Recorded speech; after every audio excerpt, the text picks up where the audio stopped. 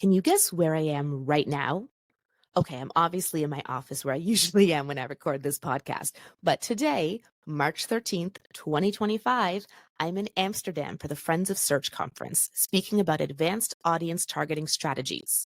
Because of this, it felt appropriate to drop a special episode today. You see, a few weeks ago, I also spoke about advanced audience targeting strategies at the Free Online Paid Search Association conference. I'll be speaking about this again at SMX Advanced in Boston in June and at HeroConf in San Diego in September. After all, my upcoming book, Inside Google Ads, Everything You Need to Know About Audience Targeting, is about, well, audience targeting. If you'd like to sign up to be notified when my book drops, it's coming in just a few weeks. You can go to free.jyll.ca. That's free.jyll.ca. Tap the box to be notified when my book comes out. But each time I speak about this topic, I'm going to make it a little different because I've got a lot to say about audiences. So, in case you can't make it to see me live, I hope you enjoy this recording of me sharing my best advanced audience targeting tips for you. This is straight from a recording from the online conference where I have about a 25-minute presentation, and then I included the Q&A as there's some great extra tidbits in there as well. I'm your host, Jyll Saskin. I spent 6 years working for big brands at Google, and now I work for you. This is Inside Google Ads, episode 59, Advanced Audience Targeting Strategies. Let's have a listen. I'm Jyll Saskin. I use the pronouns she and her. And any good presentation has to start with a relatable story, right? So here's mine. I'm sure you've been in a similar situation. You're planning a strategy for a new Google Ads campaign, say a video campaign or a demand gen campaign. You figure out what audiences you want to use and what you want to exclude in this amazing targeting strategy. You go to set it up, fumble your way through the initial few settings, and then you get to a screen that looks like this. What the heck is this? What are custom search terms? Where did combined segments go? How come when I click exclusions, it only lets me exclude remarketing lists? And where did custom segments go? And suddenly, this amazing strategy you had laid out will no longer work. I've got news for you. Audience targeting in Google Ads is changing right before our eyes, and not enough people are talking about it. Google sure isn't talking about it. As we just heard, and you've heard throughout the day, there's tons of PMAX announcements and demand gen announcements, but no one's announcing that you can't use combined segments in video campaigns anymore, right? Lots of us on LinkedIn and X and other platforms are often talking about a lot of changes to the platform, but I don't see enough people talking about audiences, so that's why I'm here today, talking about it loudly. I've also written a whole book about it, which comes out in a few weeks. This is a cover reveal, Inside Google Ads, Everything You Need to Know About Audience Targeting. And I'm giving you a sneak peek of some of the best audience targeting strategies today. So let's back up a step. Who the heck do I think I am to be able to write a book about audience targeting and talk to you today for 25 minutes? I am a Google Ads coach. I worked at Google for 6 years in the large customer sales organization, and I run the Inside Google Ads course, podcast, and soon to be book. I've worked with more than 10,000 Google Ads accounts, the kind that spend $10 a day, the kind that spend $1 million a day, and everything between. So based on all that, here's what we're going to cover. I want to just do a quick level set to make sure we understand the difference between audience and content targeting, what the capabilities are in Google Ads. I'm going to share with you some of the stuff you can't do anymore that you may not have realized. I'm going to share with you some of the new stuff you should definitely test. And then I'm going to share my top 3 targeting strategies for you to steal in Google Ads. All right, so first things first, audience targeting, content targeting. What do we mean? Audience targeting is targeting people based on who they are, targeting parents, targeting small business owners, targeting people in market for shoes, okay? We don't care what they're doing online. Wherever they are online, we want to reach that kind of person. Content targeting is the opposite, targeting people based on what they're engaging with. People watching certain YouTube channels, people browsing websites that have to do with certain topics, people searching for certain keywords. Search keywords are a type of content targeting. So when we want to reach our ideal audience, there are often multiple audience and content targeting ways to do so. And for today, we're focusing on audiences. So what are those different kinds of audience targeting that are available in Google Ads? I put them into 4 different buckets, all right? The first one is Google's data.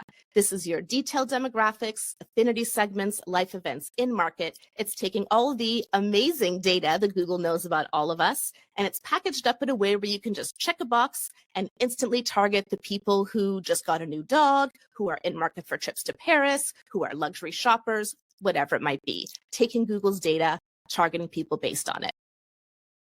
Then we have your data segments, that lovely euphemism for remarketing. You can show ads again to people who have interacted with your website or app, who have engaged with you via paid and organic on Google. That's the new Google engaged audience. We'll talk about that more in a bit. People who've engaged with your YouTube content, and of course, your customer match list. Now, the third kind, and the kind where there's been a lot of change and deprecation, is what I call the custom data, your custom segments and combined segments, where you're taking data that Google has about people, but then slicing and dicing it in a way that's unique to your business. And then last, the section that's really growing, the automation section. Optimized targeting, showing ads to people who are like your converters, audience expansion, showing ads to people who match similar audiences to those you've chosen, audience signals and search themes in PMax, trying to guide the automation, though ultimately the automation will do what the automation wants to do. And then lookalike segments in demand gen, people who are similar to a seed list of people. All right, so now that we have a lay of the land, what audience targeting is available to us, we're going to talk about some audience targeting friends we've said goodbye to and some other ones that we've said hello to recently. All right, so first, who have we said goodbye to recently? Well, similar segments are gone. Okay, and I know that we have lookalikes now, but they are not the same thing. Lots of feature differences between them. The main one, of course, you can only use lookalikes in demand gen. You could use similar segments in most campaign types. Exact match keywords are gone. I know we still have exact match, but if you've used exact match keywords at all recently, you know that your search term report is full of close variants and things that you wouldn't even consider a close variant, but somehow Google does. So truly exact match keywords, we've said goodbye. Those are gone. Combined segments in demand gen and video, gone. The only places you can use combined segments in Google Ads now are search campaigns and display campaigns. That's it. Google audience exclusions are also gone. Again, in anything that uses the new audience builder, you cannot exclude an affinity segment or a detailed demographic. You can only exclude remarketing lists. So when you think of audience targeting, if you still think of this screen, this is the screen you see for now in display campaigns, search campaigns, and shopping. But this is the screen you're going to see in demand gen, in video, and in Performance Max audience signals. It's called the Audience Builder workflow, and it does not have the same functionality we used to have. So those are all the things we said goodbye to. There are some exciting new things we got to say hello to as well. First is Google engaged audiences. And if you work with small business owners, you absolutely need to be using this. It is a beautifully elegant solution to all the issues we have with setting up remarketing and third-party cookie deprecations, etc. And the way it works is rather than someone clicking from your organic Google search result, landing on your website, and at that point, a tag firing, adding them to a list, etc. We know there's all kinds of issues with that now. Instead, as they're clicking to your website from Google, Google knows who that person is, and Google will capture them and add them to your Google engaged audience. So anyone can use this. It gets one list automatically created in every Google Ads account, but especially for small business owners, really powerful new audience tool. Next is conversion-based customer lists. It's been around for about a year, but it's really gone under the radar. And you need to enable this in your account settings. You go admin, account settings, and under your customer match settings, you can enable this. And what that does is it turns all of your conversion triggers into audience building triggers. So for example, if you're tracking every time someone adds to cart as a conversion action, by turning this on, conversion-based customer lists, now you'll start to build a list of people who have completed the conversion action, add to cart, etc. So really useful feature there for audience building. Lookalike segments I'll still consider pretty new. We're all still testing them out, seeing if we like them or not. They are not the same as similar segments. They are much more similar to a lookalike segment in Meta. And it's still pretty new. And if you haven't tested it yet, love demand gen campaigns. I'm still iffy on lookalikes for now. All right, so I promised you that I was going to share 3 audience targeting strategies you can steal. So let's dive right into them. The first is something I call non-linear targeting. And this is really, really useful in a few situations. I'm sure you've encountered at least one of these. Nonlinear targeting is really helpful if you're operating with a client who's like in a super niche, has really low search volume, and so you're just having trouble driving that volume. And or if you're in a place where there's really high CPCs, like for example, I've tried advertising my course on the keyword Google Ads course before. Those CPCs are in the $20 to $40 range. I do not want to pay that. So nonlinear targeting can be really helpful for that. And then third, nonlinear targeting is really helpful if you operate in a sensitive interest category like employment, health. If you're trying to target people based on things you can't target people, it's really helpful. So what is nonlinear targeting? Instead of saying, this is my target audience, I'm going to target them. So like people in market for mattresses, I sell mattresses, I'm going to target people in market for mattresses. Great, that can work. But nonlinear is thinking, what are other ways I can get to my target customer that may be more indirect, but will get me to the end result? So with our mattress example, for example, when do people need a mattress? Maybe when they move, they buy a new mattress. Maybe when people get married, they buy a new mattress. Maybe when people's babies outgrow their crib around the age of 3, I'll be dealing with that soon for the second time, they need to buy a new mattress. So suddenly we have some life events we can target. What else? So maybe when people buy a new bed frame, they'd also be interested in a new mattress. So let's target people in market for bed frames, and on and on and on. So rather than just taking the direct route to get somewhere, we take our non-linear route to find all the other ways we can reach our target audience that are often more cost effective and potentially have higher volume. So let me show you a few different ways we can do this with an example of an actual Google Ads coaching client I had. They sell personalized cross necklaces. And so their target audience is Christian. For very good reason, you cannot target Christians in Google Ads or any ad platform at all. So here's a few different ways we were able to employ a nonlinear targeting strategy for them. So first is in search. When CPCs are high, which wasn't the case here, but using it for the example, you can create a custom segment based on your search terms, right? That's a pretty standard strategy. CPCs are high. Let's take those things I want to use as search keywords, build a custom segment, target it in demand gen or video. Great. What we can do going to the next step is look at what are other things people might search for when they're not directly searching for me, but they're one stage before that. So what I did is I Googled different life events for Christians, and I saw there's things called First Communion and First Eucharist, and these would be great times for someone to buy a personalized cross necklace. So now from a search perspective, we have all kinds of other keywords that could be really powerful for us to target.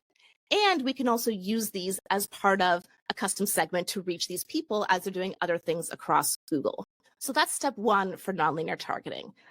We can also take this a step further, thinking again of other things people might be searching for before they land on, yes, the thing I want is a personalized cross necklace.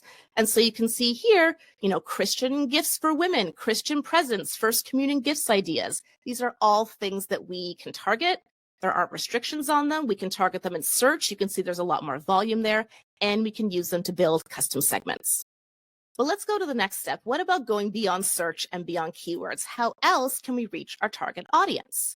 So one thing I did here is I thought, well, okay, if my target audience is people who are Christian and would want a personalized cross necklace, what are other things they might do online? So I live in Toronto. I Googled churches in Toronto, and I added to a custom interest, as it's called in some campaign types, custom segment, as it's called in others, people who browse websites similar to, and then listed all these different churches in Toronto, right? Because if you're checking out the website of your church, what time are services, or, when is youth group meet, right? Chances are you're Christian. So that would be a good target audience for me. Another idea I had, I would usually set this up as a separate custom segment, but to fit on one slide, I put it here. What kind of apps would they have on their phone? Well, someone who has a Bible app on their phone, someone who is reading Bible verses and praying every day, that's probably the right kind of person I want to reach for my personalized cross necklaces. So that's something else I could target. When you employ this strategy, again, I'm not saying, oh no, I can't target people of this religion. Okay, I just can't reach them at all. It's thinking, what are other things people might do online, whether it's people with a certain interest or people in market for a certain product you can't target directly. What else do they do online that can help me reach them? And when you're trying to think of this, don't make up some persona like, oh, it's Susie Sally and she does this. No, no, no. Think of a real person, a real customer you have, or someone you think would be an ideal customer, and think of a day in their life. What do they do first thing when they wake up in the morning?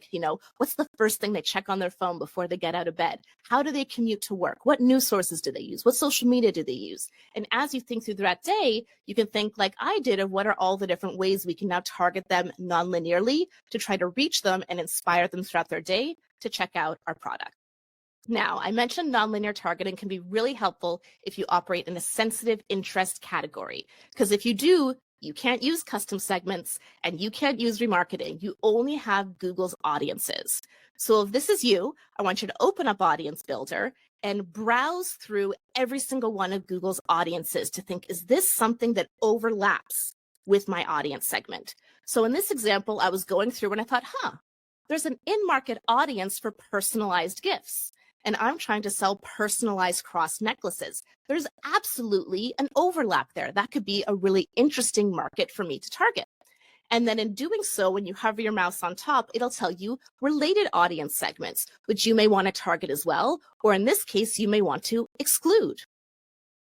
Another one I found when I was browsing that I didn't know until yesterday was an audience is homeschooling parents.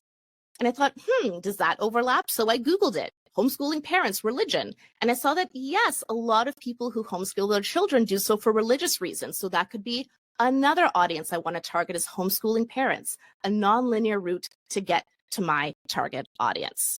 So the key takeaway here is even if you do have a direct audience you can check the box on, I sell mattresses, in market for mattresses, it can often be more cost-effective, more interesting to find nonlinear routes around. And then especially when there isn't an off-the-shelf audience to target, this is a great way to build your targeting strategy.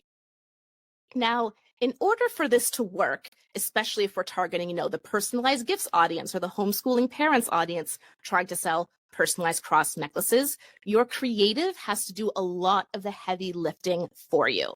And so that brings me to my second strategy today, which I call creative-led targeting. Because your creative itself, it's a better signal than any audience signal. The key is you want your creative to appeal to your target audience and just as importantly, not appeal to your not target audience. Okay, I'm going to show you some examples here. We're going to play a game. I want you to tell me, I'm going to show you an image from a real Google ad without the text. And I want you to just shout out to yourself or guess, what is this an ad for? Are you ready? Okay. What is this an ad for? I'll give you a clue. This is the Ontario legislature. So it's like our state government building for all you Americans. Did anyone guess auto insurance? Yeah, I don't think so. That was an ad for auto insurance. Let's try another one. What's this an ad for? Did you guess website development agency? Yeah, I didn't either. Let's try another one. What's this an ad for? Dedicated servers in Canada. Okay? So common thing here, when we run ads, we do have text next to our images. It's true.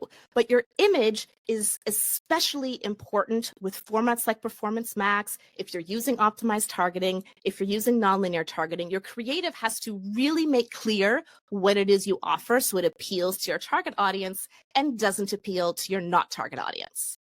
Now let's go to some examples of ads that I still think are kind of ugly, but at least, in my opinion, make it very clear what they sell. You ready? What's this an ad for? Gutter cleaning, gutter upgrades, right? Okay. What's this an ad for? There's text on the image. It makes it a lot easier. You can also see the kind of messaging people are using with Canadians right now. This is for American Public University. Now, I don't want the takeaway here to be, you should just add text to your images. But you know what? Sometimes it can help. Because with this image, if you took away the text and it was a gentleman sitting on the bus, would it be an ad for his glasses? Would it be an ad for his coat? I don't know. But even by just having their logo there, it's like, oh, okay, this is an education ad. I get it. Now, this example, these are all real ads I saw. What's this an ad for? The fastest, most affordable pen test on the market. I don't know what a pen test is. And you know what? Good. I'm not going to click on this ad. I am not the target audience. I Googled it before including it in the presentation, just to be sure it was nothing bad. And a pen test is a penetration test. It's something for cybersecurity, okay? So if you were in that field and you saw this ad, and here's the text that went with it, and you were in the market for a pen test, you would be really interested in this ad. It really speaks to you. That take days, not months. We're cheaper. Great. But for me, I'm not the target audience. I scroll right by. I don't click. I will mention, though, the schedule your test today, that's implied interactivity. So this ad should have been disapproved anyway. But that's creative-led targeting, okay? It's having creative that uniquely speaks to your target audience and repels your not target audience. And as more and more targeting turns to signals, this is going to be more and more important for Google Ads practitioners. All right, my third strategy for you today, I call indirect competitor targeting. So when you want to target your competitors, your basic strategy is competitor conquesting. Take your competitors' names, add them as search keywords. Great. Our intermediate level strategy might be turning those keywords into audiences, building a custom segment built on your competitors' websites or your competitors' search terms. Also great. Advanced level is indirect competitor targeting. And another way you can think of this is like non-brand conquesting. Yes, really, because SEO and SEM really do work better together. So here's how it works. You want to go to Keyword Planner, type in your competitor's website, and see the kind of searches that come up for them. These are the kinds of keywords they're showing up for organically, because what Keyword Planner tells you is Google's understanding of their website. So now you have a whole list of keywords that you can target with ads, because ads show above organic. And by doing so, you can have a high quality score and a high click-through rate and all those things we want in search, because these are non-brand terms. And if this is your competitor, these will likely be relevant to you as well. And you can ensure that you're showing up with ads in the places where they would be showing up organically. So indirect competitor targeting is a great search strategy, but it is also a great audience strategy. These would also make great inputs for custom segments. They would make great inputs for search themes in your Performance Max campaigns if these are not showing up in your search category reports. And these could even make excellent display video keywords for more content targeting. So these are the advanced Google Ads targeting strategies that I challenge you to test. Nonlinear targeting, finding another way to get to your target audience. Creative-led targeting, having ad creative that appeals to your target audience and repels your not target audience. And indirect competitor targeting, finding the non-brand searches your competitor ranks for and using them for your audience and content targeting strategies. And of course, always testing new audience capabilities in Google Ads, like Google Engaged Audiences or conversion-based customer lists. Thank you so much. And at this time, we'll open it up for questions. For the first question here, you covered covered a variety of Google audiences, Jyll. And I was just wondering, are there any that you tend to avoid? And on the flip side, are there any specific audiences that you find yourself relying on the most or coming back to time and time again? Ooh, okay, I have to consult my cheat sheet on my wall again. I mean, customer match is the one thing that everyone should be using, uploading a customer list into Google Ads as long as you have consent to do so. Because even if you don't meet the $50,000 requirement to use it, you could still glean insight for it, and it will still inform things like your optimized targeting and smart bidding. So that's one that still, I think, is so underutilized. One I keep coming back to time and time again. I've been making a lot more use of detailed demographics. Recently, it's one of the 4 Google audiences, and especially for B2B targeting, I find it really helpful. We know that's trickier with Google Ads, and they have one for homeowners versus renters. And so for a lot of home services-based businesses I've been meeting with regularly in my coaching practice, it's not only targeting homeowners, but excluding renters. And that's been really helpful for us as well. So you can get really creative with inclusion and exclusion of those Google audiences.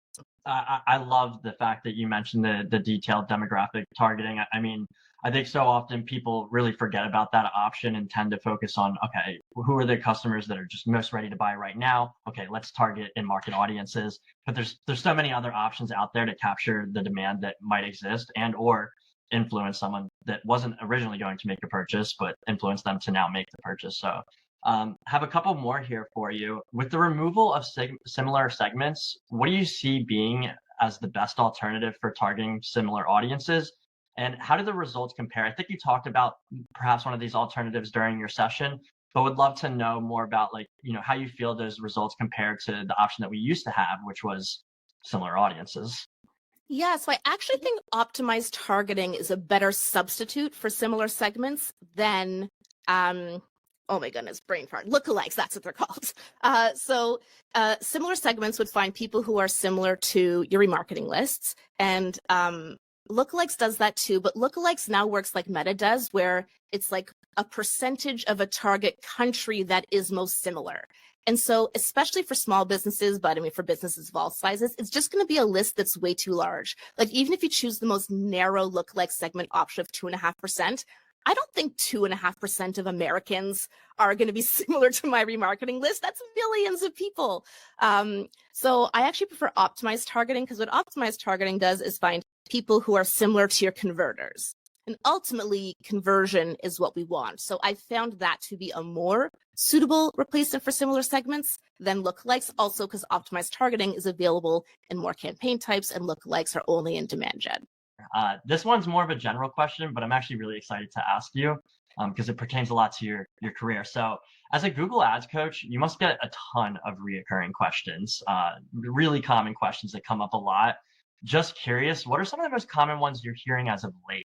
So I guess in my coaching practice, I have a bunch of people who are like small business owners, and they book one call with me, maybe two, because that's all they can afford. And I have other people who are like agencies and freelancers who I meet with weekly, biweekly, monthly. So in those two groups, very different questions. So I would say in the small business owner crowd, a big thing that will probably not be surprising to many people watching this is like keyword match types, and understanding that you have to uncheck the broad match setting at the campaign level. Otherwise, even if you try to use exact match keywords, they'll get switched to broad match. And then the search term versus the keyword and a close variant, like a lot of my coaching revolves around there right now. That tends to be a hot topic. I would say on the other side of the house with like the more advanced practitioners, I tend to have a lot of clients recently who their clients are home service providers. It's a space I've been working with a lot. So really been leaning into, obviously an issue in that space is two issues: high CPCs and seasonality, really high demand in the summer, low demand in the winter. How do we compensate with that? So anyway, for every agency and every client, it's different, but thinking through kind of those strategic issues and how do we address that and how does that translate to in-account optimizations? I've been working with that with quite a few different agency and freelancer clients lately.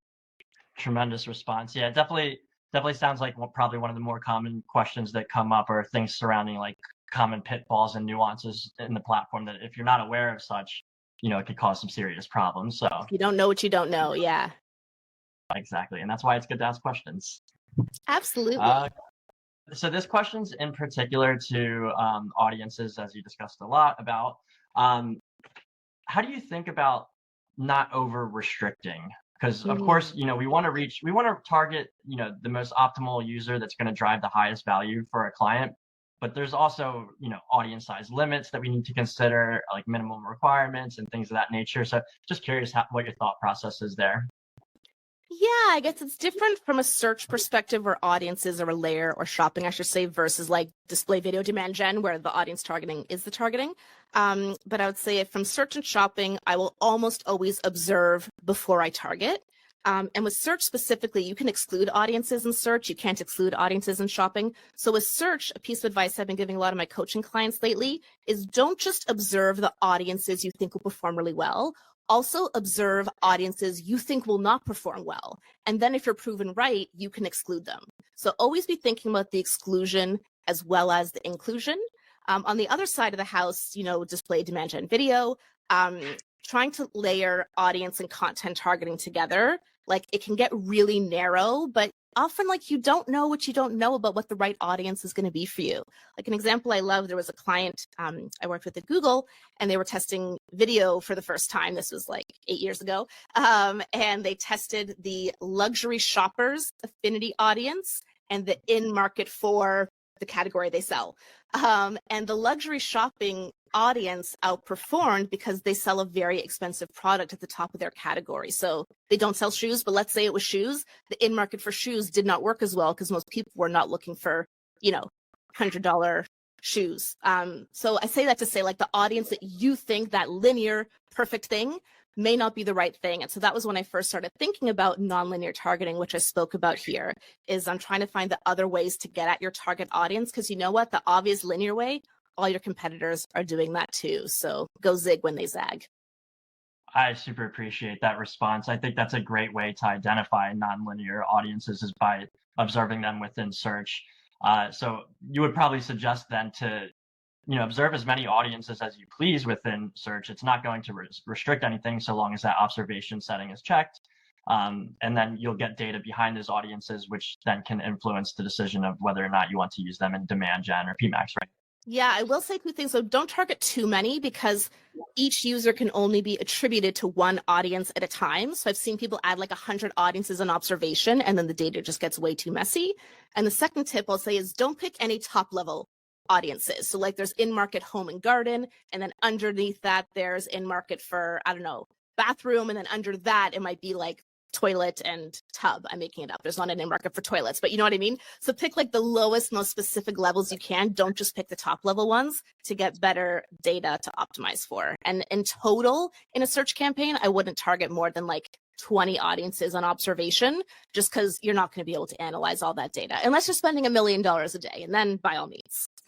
That's extremely interesting, actually. So if you were to have a bunch of observation audiences and a person happens to fall within both audiences, the data is only going to be reported for one of those audiences. Is that what you're saying? Yeah, it's one of the many rabbit holes I went down when writing my book. There's something called an audience attribution hierarchy. Fun times. And yeah, so if a user matches to multiple audiences, they'll just get slotted into one of them. And if you're choosing a lot of really similar audiences or stacked audiences, in market for business services and in market for SEO and SEM services, which falls under that, it can make things really messy. So that's why I used to be like, oh, add all the audiences. But now I'm like, no, add like 10 to 20. Some you think will do really well, some you think you won't do well. In shopping, you can't exclude, so no point adding ones to exclude there. But yeah, that's how I'm sort of thinking about audience observation in search and shopping these days. Lovely. Well, we are at time now. Super appreciate all these thoughtful responses, Jyll, and your contributions to the search community. They're felt week in and week out. We're always seeing your posts on socials. You're always contributing to a conference, an article, something of that nature. And again, on behalf of the entire search community, we'd really like to thank you. Thank you so much, Brett, Sarah, and the PSA for having me today. Thanks for joining me for this special edition episode about advanced audience targeting strategies. Next week, we'll be back to regularly scheduled programming around here, including a new insider challenge for you to solve.